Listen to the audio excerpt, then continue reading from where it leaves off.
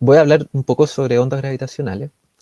Eh, este fenómeno, un fenómeno ondulatorio, es bastante antiguo en realidad. Ya vamos a ver de dónde viene, de dónde se origina, pero tiene más de 100 años de antigüedad. Sin embargo, ahora último ha estado bien en boga, ha tenido harta trascendencia y se han hecho descubrimientos bien interesantes. Entonces, antes de partir a hablar de ondas gravitacionales, uno tiene que hablar de ondas, ¿cierto? Es la forma más sensata de poder explicar este fenómeno. Y hablar de ondas es hablar al mismo tiempo de percepción, es hablar sobre cómo nosotros, los seres humanos, podemos percibir los fenómenos naturales, ¿ya? Hay distintos ejemplos. Nosotros, que acá en Chile estamos bien acostumbrados a los sismos, por ejemplo, a los temblores, percibimos a través del tacto estos fenómenos. Los sismos son fenómenos ondulatorios, son perturbaciones vibracionales en el terreno que se transmiten a lo largo de la Tierra. Eh, Al mismo tiempo, nosotros podemos percibir otro tipo de fenómenos, como el sonido, que también es un fenómeno ondulatorio.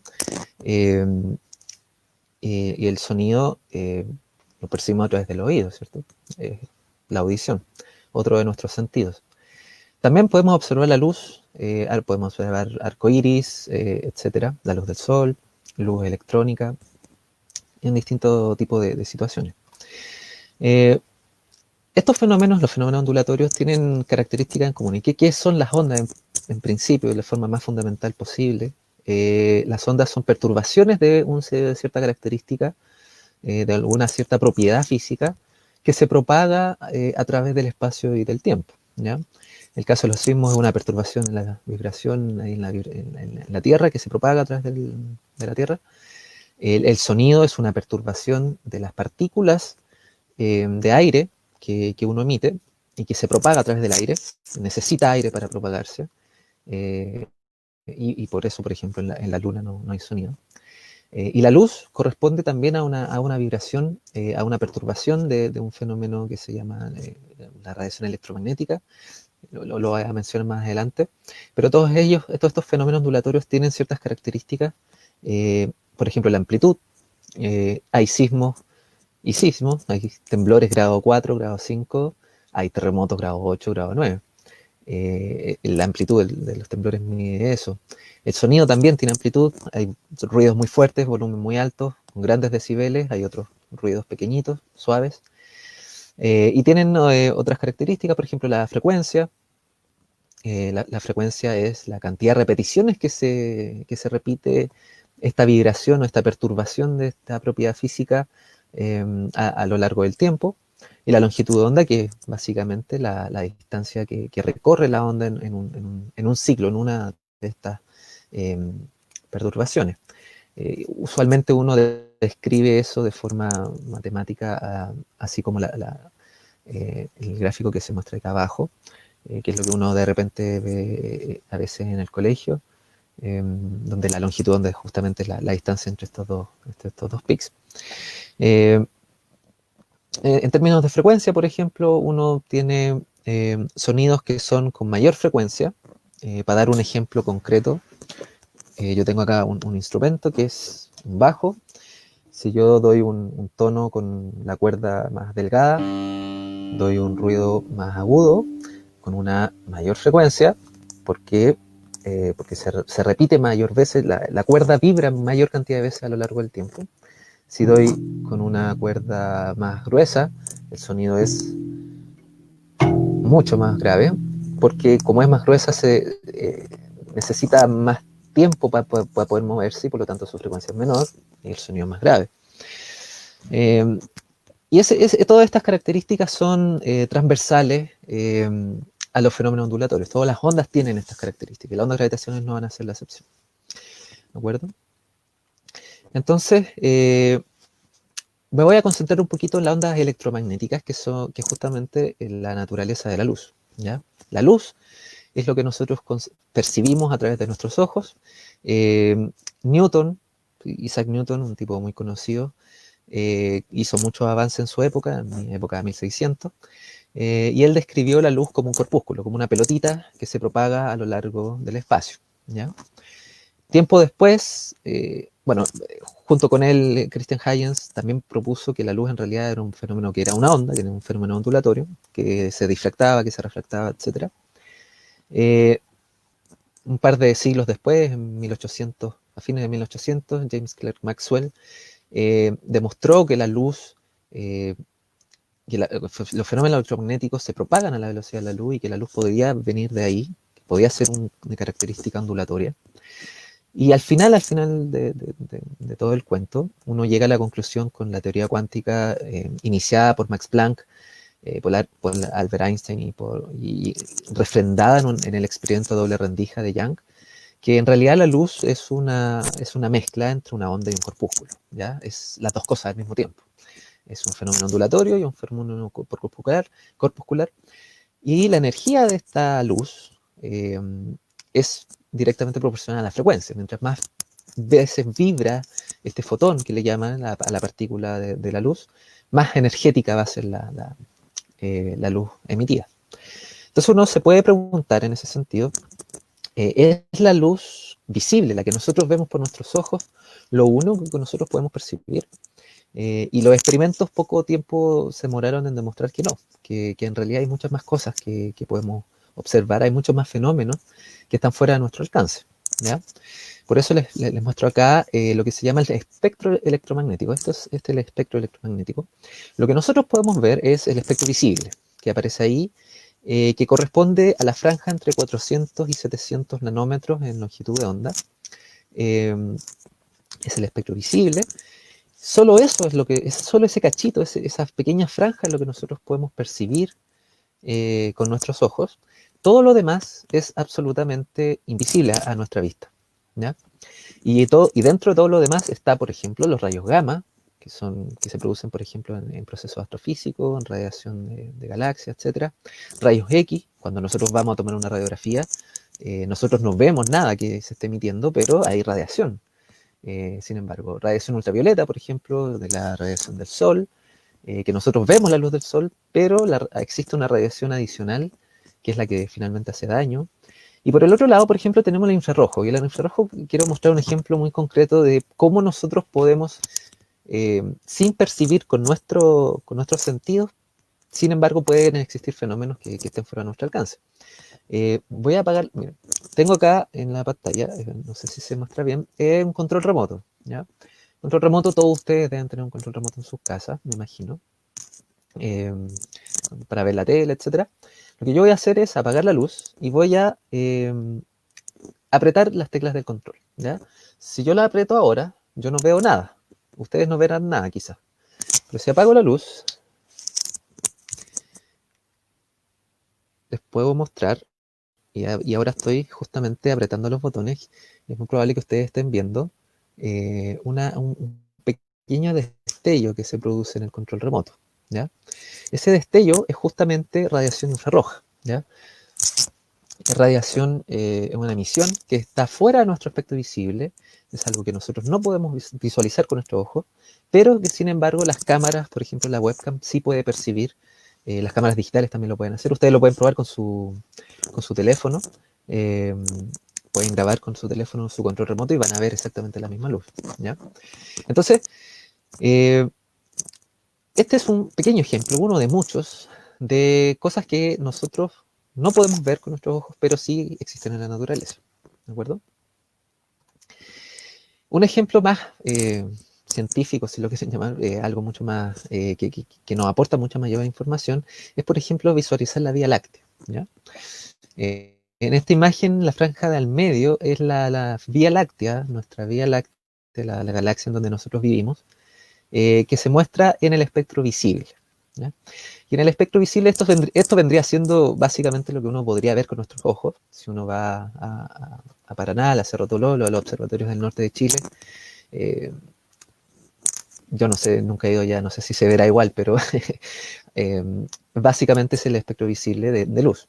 Ahora, si uno filtra estas imágenes y, por ejemplo, uno quiere ver la Vía Láctea, pero en el espectro de rayos X, va a ver lo que aparece en la imagen en verde. Si uno lo quiere ver en rayos gamma, lo que está en azul arriba. Si uno lo quiere ver en infrarrojo, lo que aparece abajo. Y si uno lo quiere ver en ondas de radio, en la sección morada que está más abajo. Entonces, la moraleja de esto es que, si bien es cierto, nosotros podemos observar el universo, eso fue lo primero que hicieron los astrónomos europeos en 1600, comandados por Galileo.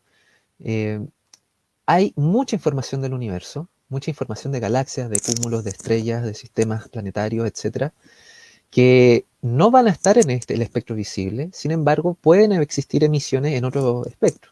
Por ejemplo, hay emisiones que solo se producen en el espectro de rayos gamma, por ejemplo, o de rayos X, y que nosotros no podríamos ver con nuestros ojos, pero que sin embargo están ahí, se producen físicamente, y uno los puede observar.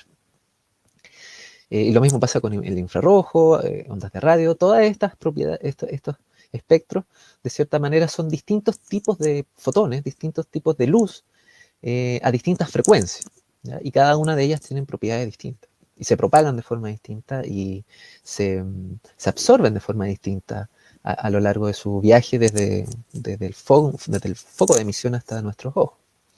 Entonces, la pregunta del millón respecto a esto es esta radiación electromagnética en cualquiera de estos espectros, es la única forma que nosotros tenemos para observar el universo.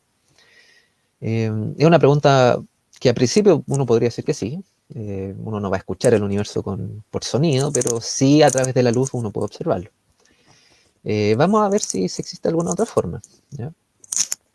Para poder responder esa pregunta tenemos que retroceder un poquito atrás en el tiempo y hablar de Galileo. Galileo, que lo tengo acá, Galileo fue el padre de la ciencia moderna, y él estableció, entre muchas otras cosas que hizo, lo que se llama el principio de relatividad, ¿ya? El principio de relatividad, se llama relatividad galileana, establece que las leyes de la física tienen que ser las mismas en todos los sistemas de referencia inerciales, ¿ya? Es decir,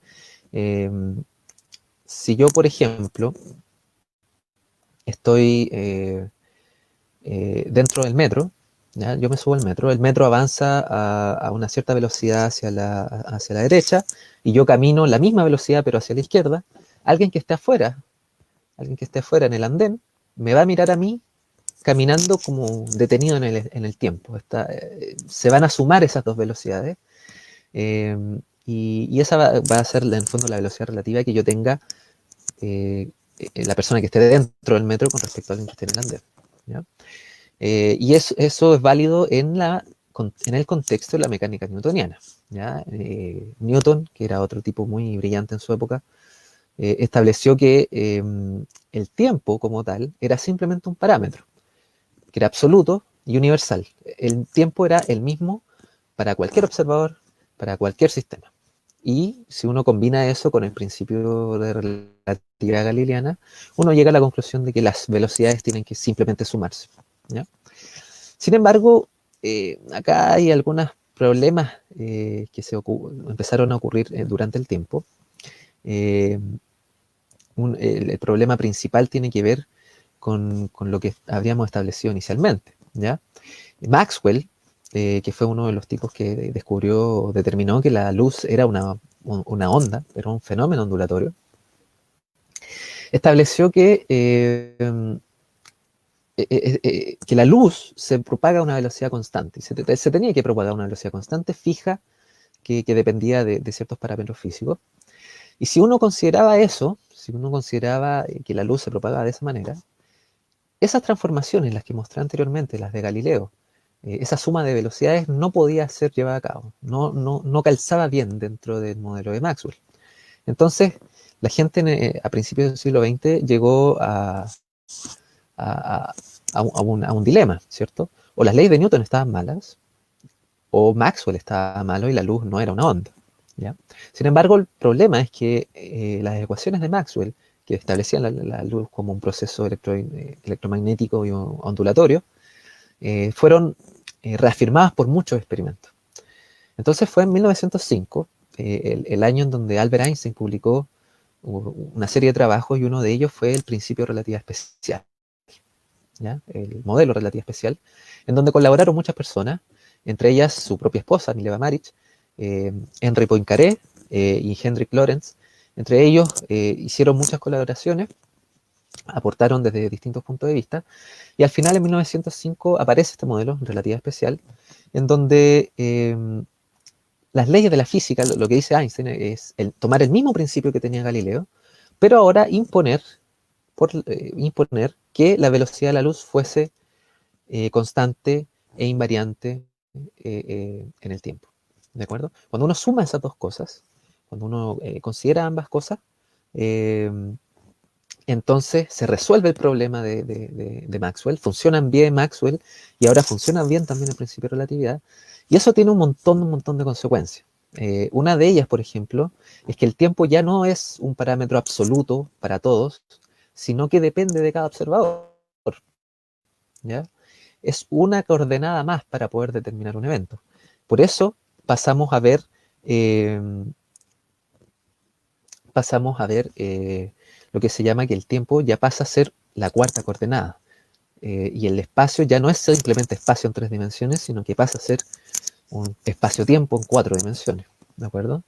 Tiene otras consecuencias, por ejemplo, dos eventos que son simultáneos para un cierto observador no necesariamente van a ser simultáneos para otro observador. Einstein lo explicaba con un ejemplo muy claro. Imagínense y cierren, pueden ustedes cerrar los ojos por un momento. Imagínense que ustedes van dentro de un tren y dentro del tren ustedes van viajando a una cierta velocidad constante y de repente chocan dos rayos, caen dos rayos, ¿ya? Para alguien que está en la Tierra, que está fuera que está en un andén, por ejemplo, estacionario, va a ver esos dos rayos caer, esos dos relámpagos, de forma instantánea. Los va a ver caer los dos juntos. Pero para alguien que esté dentro del metro, o sea, dentro del tren, moviéndose a velocidad constante, como la velocidad de la luz debe ser constante para todos los observadores, para los dos en particular, eh, el que esté en el tren va a observar un relámpago caer antes que otro. Es decir, un proceso como esta caída de dos relámpagos para un observador que van a ser simultáneos, para otro que esté en movimiento no necesariamente van a ser simultáneos. Eso tiene consecuencias trascendentes, tiene que ver con la dilatación del tiempo y hay un montón de otras cosas adicionales. Y una de las consecuencias también importantes es que este principio de relatividad especial implica que la masa del objeto tiene contenida en sí misma energía, es decir, hay una equivalencia entre la masa de un objeto que se encuentra en reposo y la energía que tenga, la energía total de este objeto. Recuerdo que es la ecuación que seguramente alguno más de ustedes habrá escuchado, E igual a mc cuadrado, ¿de acuerdo?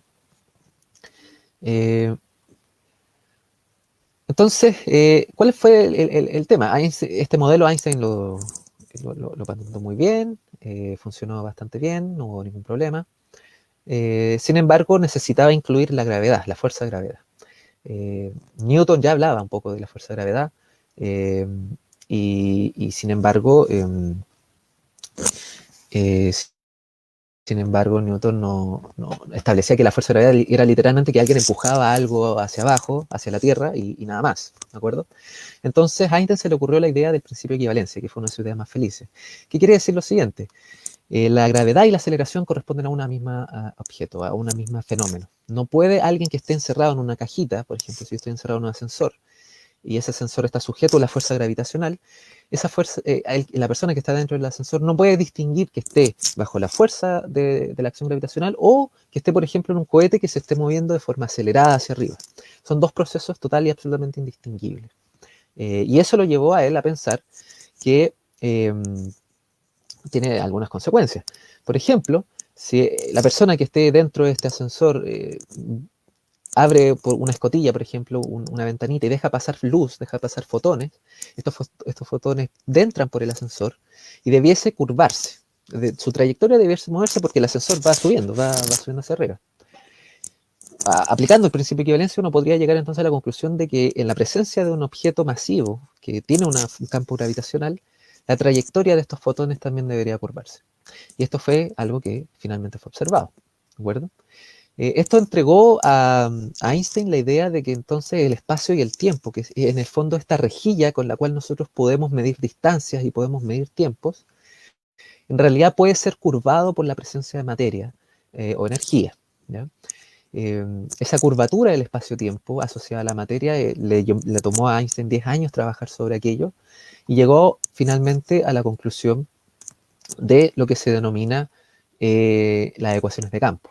Este es el modelo de relatividad general de Einstein, se demoró 10 años, entre 1905 y 1915, y en resumen dice lo siguiente: el espacio-tiempo le dice a la materia cómo se tiene que curvar, y la materia le dice al espacio-tiempo cómo se tiene que mover. O sea, es decir, el espacio-tiempo le dice a la materia cómo curvarse, cómo moverse. Si algo está medio curvo, la materia tiene que moverse por cierto camino, que se llama geodésica, y la materia al mismo tiempo le dice al espacio-tiempo cómo se tiene que curvar. Eso aparece abajo en las ecuaciones de campo.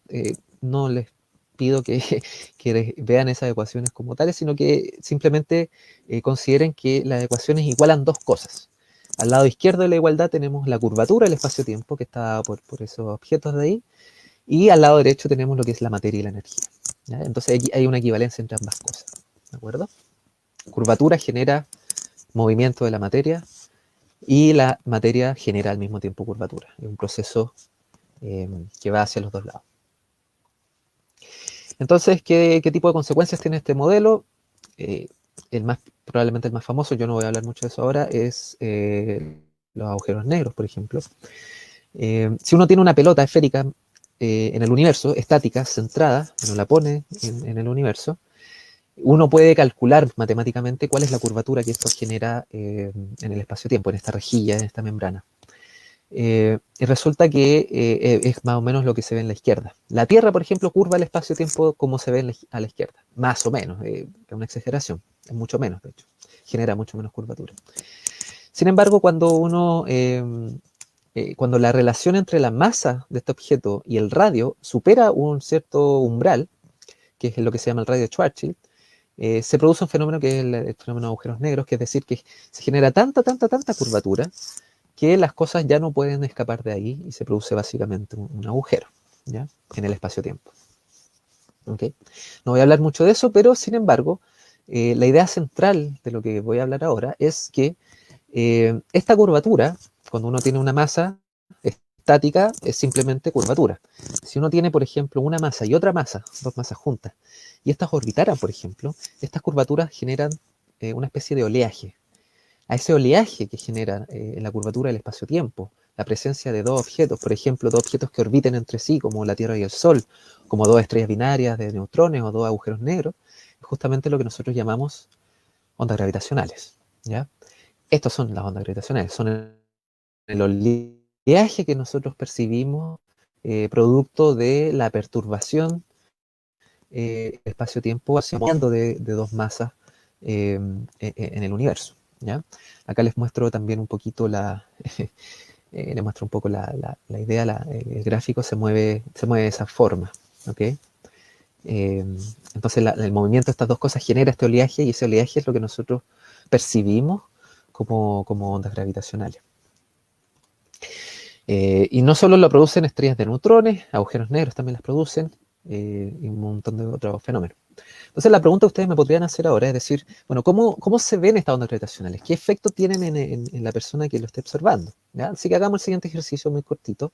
Supongamos que tenemos un círculo de masas, un círculo de masitas, ¿ya? Un anillo con puras masitas, y que ese anillo está justo encima de la superficie de la pantalla con la cual ustedes están observando, ¿ya?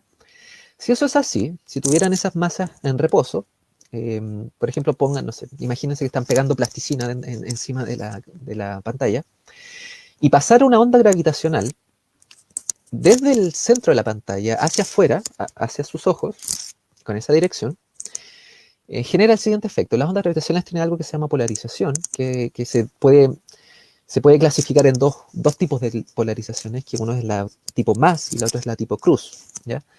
Que son como dos tipos de ondas gravitacionales, si lo queremos llamar de algún punto de vista. Las que son tipo más, lo que hacen es achatar este anillo de masitas justamente en dirección vertical y horizontal, generando una cruz a lo largo del tiempo. Y las que son de tipo cruz hacen la misma perturbación, pero en sentido oblicuo, en 45 grados, lo cual genera la perturbación en otro aspecto. Entonces, cuando pasa una onda gravitacional, genera estas dos cosas al mismo tiempo, como lo podemos ver acá, ¿ya? Esto es una representación, si lo quieren llamar espacio-temporal, de este anillo de masitas. Es como visualizar los fotogramas a lo largo del tiempo de cómo se ven estas masitas a medida que son perturbadas por el espacio-tiempo. Y es lo más parecido a lo que nosotros podemos observar a una onda gravitacional, ¿ya? El efecto de la onda gravitacional viajando en el tiempo es lo que nosotros podemos percibir como una ondulación, ¿cierto?, de este anillo de masitas, ¿ya? O podrían interpretar eso también como una onda gravitacional pasando a lo largo de un cilindro, por ejemplo. Es básicamente es el fenómeno observable. Eso es lo que genera la onda gravitacional. Genera que partículas se acerquen o se alarguen a lo largo del tiempo. Se separen o se acerquen. ¿De acuerdo? Entonces la pregunta del millón fue en los años 80, ¿cómo podemos llegar a medir esto experimentalmente? Si es que es un fenómeno en la naturaleza, entonces lo tenemos que medir experimentalmente. Y en los años 80, un grupo de científicos en Estados Unidos idearon el experimento LIGO, que está en la ciudad de Luisiana, en Estados Unidos. Se invirtieron $300 millones para poder realizar este experimento, y son 4 brazos de largo de 4 kilómetros, o sea, son 2 brazos de 4 kilómetros de largo, y la gracia de este fenómeno es el siguiente. Si yo tiro por un brazo un rayo láser y por el otro brazo paso otro rayo láser, si no pasara nada en el universo, la luz va a rebotar en un espejo, la luz va a rebotar en el otro espejo, y si miden exactamente lo mismo, van a llegar de forma desfasada y no se va a producir ningún fenómeno de interferencia entre ambos rayos lumínicos. Sin embargo, si pasa una onda gravitacional, lo que sucede es que uno de estos brazos se va a estirar un poquito y el otro brazo se va a acortar un poquito. Por lo tanto, la luz que va a viajar a través de un rayo láser hacia un espejo y en ambos brazos, en uno de los brazos se va a demorar más que en el otro y por lo tanto va a provocar un desfase. Ese desfase es la señal que uno finalmente mide y uno percibe como una señal positiva para una onda gravitacional. Y eso fue finalmente lo que fue observado. En 2015, LIGO observó esta emisión, esta onda, se observó por primera vez, y 2 años después, en 2017, estos 3 profesores e investigadores ganaron el Premio Nobel de Física justamente por el descubrimiento de las ondas gravitacionales. Ahí abajo yo, de colado nomás, me saqué una foto con uno de los ganadores, con Kip Thorne, un tipo muy agradable, muy simpático, y este descubrimiento realmente cambió la forma en que nosotros podemos percibir el universo, ¿ya? ¿Por qué? Supongamos, y aquí que quiero hacer, esto parece una ecuación súper rara, pero se las quiero mostrar por una razón muy específica. Esta es la forma en que la ciencia trabaja, ¿ya? Esta es la forma en que la ciencia se produce. Einstein publicó su modelo en 1915, hace 100 años, más de 100 años. Estableció un montón de ecuaciones, un montón de cosas que uno puede determinar, uno puede calcular. Y esas ecuaciones las tomaron gente en los años 80, estoy hablando 70 años después. Y en los años 80, estos tipos agarraron las ecuaciones, encontraron lo que ustedes ven en pantalla, que es la forma que tienen estas polarizaciones, la forma explícita de la onda gravitacional en términos del tiempo. Si se dan cuenta, dependen de la masa, dependen de otras variables, la velocidad de la luz, etc. En términos concretos, estos tipos agarraron estas ecuaciones, se dieron cuenta que esta cosa podía ser medida, pero para medirla había que generar un experimento enorme. Se invirtió dinero en ello, se invirtió mucho esfuerzo, desde los 80 se empezó a construir, terminó a construirse en 2004, si no me equivoco. Fueron 20 y tantos años de construcción para este experimento. Y una vez que ellos realizan las simulaciones numéricas con las cuales ellos realizan este experimento, viene la etapa de contrastación, que es decir, agarro el experimento, miro, observo el universo y veo si el universo se describe de la forma en que yo creía que se estaba describiendo, que es bajo el modelo de relatividad general de Einstein. Y uno se da cuenta que finalmente eso es lo que sucede, ¿ya? En este gráfico, en la parte de arriba, ustedes pueden observar la señal que fue medida por LIGO, por las ondas gravitacionales. Es la señal experimental, es el movimiento que sintió este interferómetro, la señal directa. Y en la parte de abajo, en el gráfico intermedio, ven las simulaciones numéricas asociadas a la teoría de la relatividad general de Einstein. Es decir, el modelo calza extremadamente bien con lo que fue observado, y por lo tanto ahí uno puede decir, bueno, estas ondas fueron descritas, fueron determinadas y corresponden justamente a lo que uno observa en la realidad, a lo que sucede en el universo. Por eso nosotros podemos hablar que la onda gravitacional es una forma distinta de poder observar el universo. Aparte de la radiación electromagnética, nosotros ahora podemos observar, por ejemplo, colisiones de agujeros negros, colisiones de estrellas de neutrones y un montón de otros fenómenos que con luz, simplemente con luz, no podríamos observar. Es una ventana más para la observación astronómica. Hay otros tipos de mediciones. LIGO es solo una de ellas, es la que aparece acá al lado derecho en pantalla, que son lo que se llaman interferómetros basados en la Tierra, porque LIGO está justamente en la Tierra. Uno puede construir este mismo aspecto, este mismo tipo de experimentos, pero en el espacio. Es algo que se va a lanzar en un par de años más, que es el experimento LISA. Es una serie de satélites que se van a poner en órbita y van a poder medir ondas gravitacionales con otras frecuencias, con frecuencias más bajas. Hay otro tipo de experimentos, son los púlsares, arreglos temporales de púlsares, que son este mismo experimento del interferómetro, pero ahora a escala galáctica. Y al final, y esto es lo último que les iba a empezar a comentar, existe otro tipo de observación de ondas gravitacionales, pero que son ondas gravitacionales que vienen desde el comienzo del universo. Y esto es francamente asombroso. ¿A qué voy con esto? Seguramente ustedes habrán escuchado hablar que el inicio del universo está ubicado en un lugar, en un espacio y en un momento del tiempo que nosotros denominamos Big Bang. En el Big Bang nosotros decimos que se comienza a medir el tiempo en el universo y comienza el espacio, ¿ya? En palabras muy sencillas. Sin embargo, lo que nosotros podemos ver con nuestra luz, con radiación electromagnética del Big Bang, es lo que se llama la radiación cósmica de microondas, que es la que aparece acá a términos intermedios. Solo a partir de ahí aparece la luz, solo a partir de ahí se puede radiar luz. Si uno lo quisiera pensar en términos muy concretos, para no confundirse, imagínense que ustedes tienen un microondas, ¿ya? Un microondas cósmico, ¿ya? Ustedes calientan algo, calientan un pancito cósmico y le dan cierto tiempo. Eso va a generar mucho calor dentro del microondas. Y de repente se apaga, ustedes lo apagan y lo abren, ¿ya?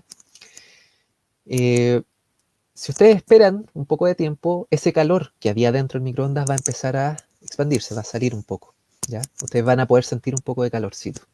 Ese calorcito residual del funcionamiento del microondas es lo que nosotros observamos como radiación cósmica de microondas. Ese calorcito, que en realidad en la actualidad son cerca de 2 grados Kelvin, son menos 270 grados Celsius, muy poco, muy débil la señal, pero es radiación que nosotros recibimos desde todos los puntos del universo, ¿de acuerdo? Y ese es el gráfico ahí que aparece en pantalla, es la radiación de fondo de microondas, y es la radiación que nosotros podemos observar. Sin embargo, hay ese punto que nosotros podemos ver, que el CMB, solo se produce 380.000 años después del Big Bang. Es decir, yo tendría que apagar el microondas, generar el Big Bang y esperar 380.000 años para que después abrir la tapa del microondas y poder que esta radiación, que este calorcito escapara hacia el observador presente, que es en el fondo nosotros, ¿ya? Sin embargo, la pregunta es: ¿qué pasó en esos 380.000 años?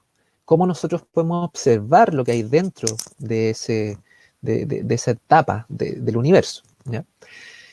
Y en los primeros trillonésimas de segundo se propone, existe la hipótesis de que en realidad el universo era tan pequeño, tan minúsculo, que habían fenómenos asociados a fluctuaciones cuánticas que eran relevantes a la hora de describir la física que estaba ocurriendo ahí. Uno de esos fenómenos es lo que nosotros llamamos inflación, que resuelve muchos de los problemas que nosotros vemos ahora con el modelo cosmológico actual. Por ejemplo, ¿por qué el universo actualmente se ve plano? ¿Por qué el universo, por ejemplo, se ve isotrópico? Uno ve hacia una parte, uno ve hacia el otro y se ve prácticamente todo igual. Eso no es tan claro, no es tan directo. Y una forma de resolver eso es proponiendo que el universo en etapas muy tempranas, 10 a la menos 35 segundos después del Big Bang, explota y se infla de una forma exponencialmente rápida, ¿ya? Si uno considera eso, si uno supone que eso es válido, entonces uno puede demostrar matemáticamente que estas perturbaciones en el espacio-tiempo, este oleaje, estas onditas gravitacionales, se debieron haber producido en esa época, en ese momento. Y eso sería algo que deberíamos poder observar en la actualidad, ¿ya? Por lo tanto, sería una ventana, una llave para poder observar cómo era el universo o qué propiedades físicas tenía el universo 10 a la menos 35 segundos después del Big Bang. 10 a la menos 35 segundos es algo, un número pequeñísimo, es un 0,00030 y tantos ceros, coma 1, muy, muy pequeño, un intervalo de tiempo muy pequeño, y podríamos recibir información de ese intervalo de tiempo en la actualidad. Y eso sería algo francamente asombroso. No se ha hecho, no se ha observado hasta el momento, pero sin embargo sería una de las observaciones fundamentales en lo que queda de la década. ¿Cómo se podría hacer eso? Uno de los fenómenos que causarían estas ondas gravitacionales es lo que se llama la polarización de la radiación de fondo de microondas, ¿ya? El CMB o la radiación de fondo de microondas, esta imagen que aparece acá en la izquierda, son lo que muestra esa imagen en el fondo es como el mapa térmico de este microondas, ¿ya? Si yo le saco una foto 380.000 años después del Big Bang al universo, puedo determinar cuáles son las fluctuaciones térmicas, qué lugares del universo son más calientes que otros, ¿ya? Sin embargo, acá los colorcitos son muy chiquititos, hay algunos rojos, hay otros azules, pero la diferencia entre ellos es minúscula, es absolutamente minúscula. Son milikelvins de diferencia en temperatura. El universo casi por completo está a la misma temperatura, ¿ya? Esta imagen, esta fotografía que uno le hace al universo, muestra en el fondo los fotones que van viajando, la luz que se va viajando desde el Big Bang hacia nuestros ojos, y esos fotones presentan lo que se llaman modos o polarización. Existen dos tipos de modos. El primer tipo, el tipo E, que aparece acá en pantalla, que es como que se mueven hacia afuera, encerrados en círculo, puede ser producido por muchos efectos cosmológicos, de polvo, etcétera, materia, etcétera. Sin embargo, los modos de abajo, los modos B, solo podrían ser producidos por la presencia de ondas gravitacionales, y eso es lo que se está intentando observar en la actualidad. Si esos modos, si ese tipo de ordenamiento que tienen estos fotones se llega a observar con suficiente precisión, podríamos estar entonces a punto de estar observando los primeros momentos después del inicio del universo. Y bueno, para ir cerrando un poco la charla, no sé cómo estaré de tiempo, pero para ir cerrando un poco, nosotros en la actualidad